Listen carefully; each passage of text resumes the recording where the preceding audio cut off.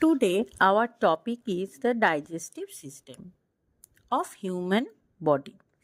We derive energy for all our physical activities from the food we consume.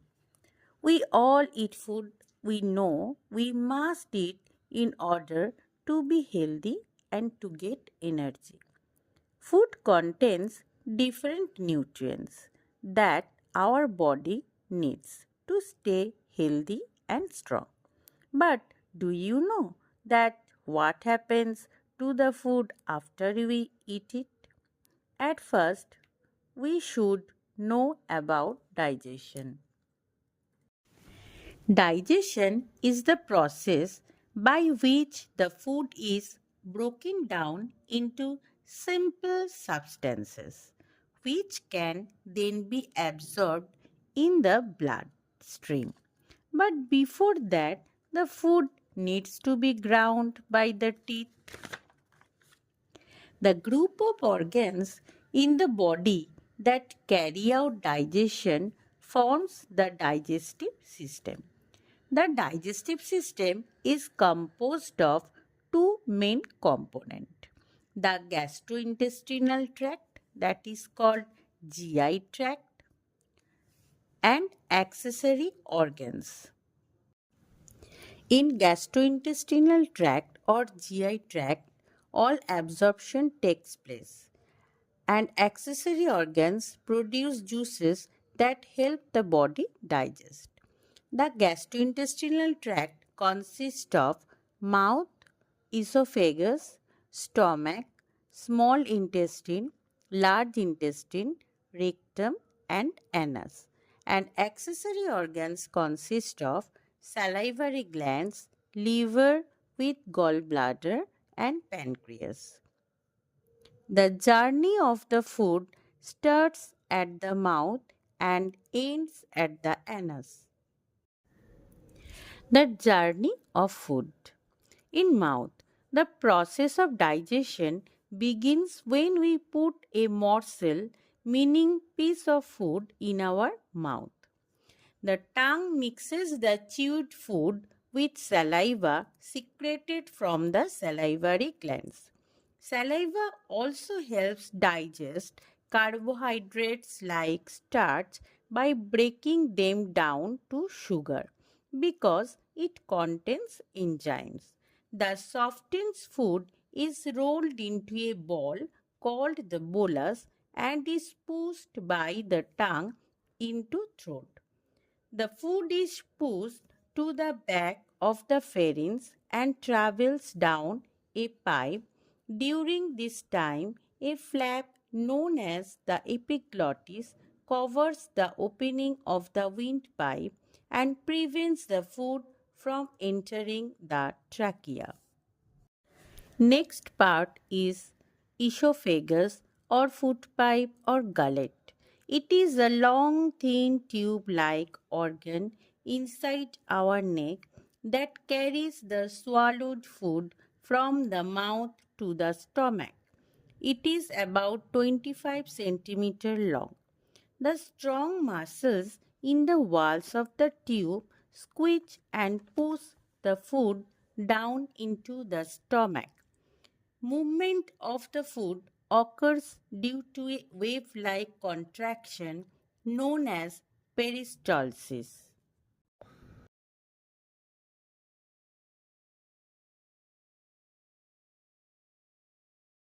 Next part, stomach. A sphincter known as the lower esophageal sphincter relaxes and the food enters the stomach. This is a J-shaped bag-like organ that produces digestive juices. The churning action of the stomach and the action of the digestive juices on the swallowed food makes the food into a thick paste called chyme. Some proteins are digested in the stomach. The chyme is then sent to the small intestine. Muscular valve stops the food from the stomach to re-enter the mouth. The food stays in the stomach for about 3 to 4 hours before entering the small intestine. Glucose directly absorbed into the blood through the walls of stomach. Next part, liver. The liver is the largest and busiest organ inside the body. It produces thick green fluid called bile, which is stored in a small pear-shaped bag called the gallbladder, which helps to digest fats. Next is pancreas.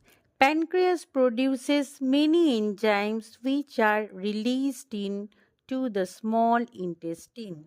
The intestine needs enzymes to further break down the food. Jaundice is a disease in which the amount of a substance called bilirubin in the blood increases. The whites of the eye and urine become yellow in color. Bilirubin is usually found in the bile. The yellow color of feces is due to bilirubin. Next, small intestine.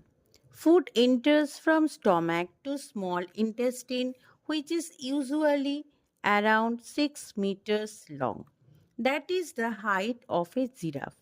The small intestine is a long coiled tube like organ. Carbohydrates, protein, and fats are digested here.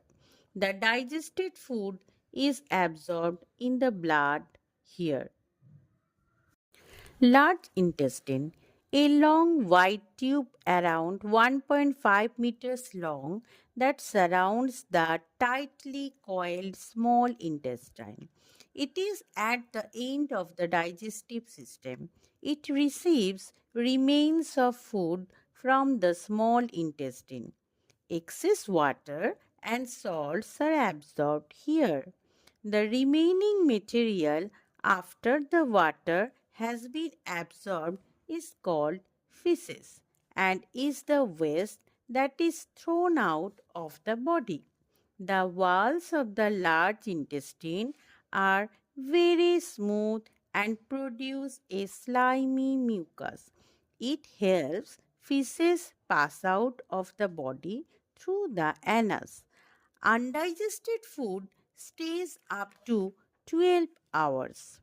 Next is rectum and anus, the last part of large intestine. It is a 12 centimeter long tube where feces is stored for some time before it is thrown out of the body through the anus.